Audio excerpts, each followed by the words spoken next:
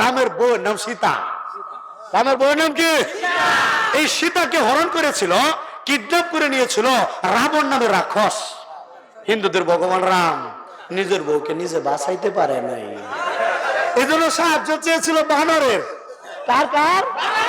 আমরা বলি বানর, বলে হুজুর বানর না, বানর না, এটা বাবা হনুমান।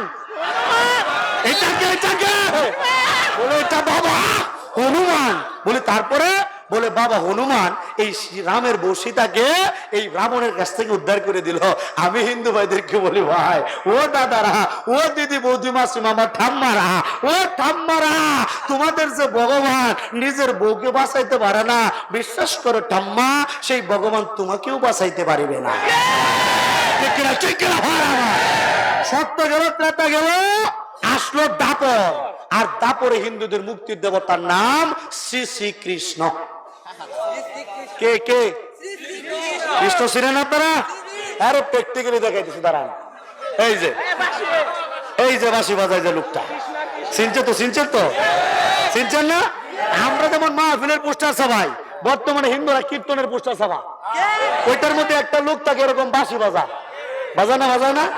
এই যে বাঁশি বাজায় যে লোকটা, বাবাজির, হ্যাঁ, দেবকী বসুদেবের ছেলে। কার ছেলে? দেবকী বসুদেবের ছেলে মানুষ, উনি নাকি ভগবান। ঠিক কিনা ভাইরা আমার? বাবাজিরা, এই কৃষ্ণের সাথে একটা মহিলা আছে, ব্রাহ্মণ তো আপনারা কম না।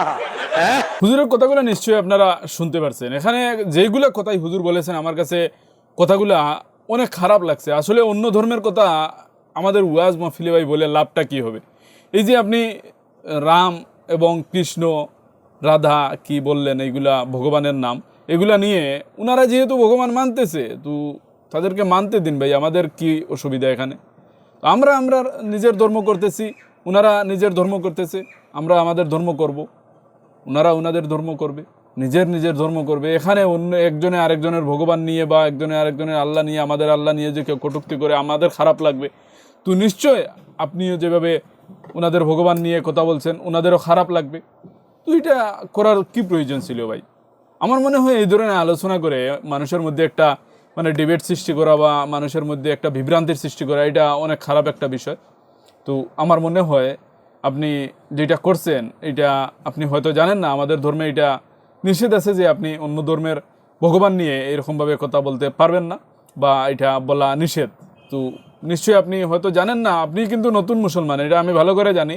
আপনি হিন্দু ধর্মের ঘরে জন্মগ্রহণ করেছেন, তারপরে মুসলমান হয়েছেন, আপনি হয়তো বিষয়টা জানেন না।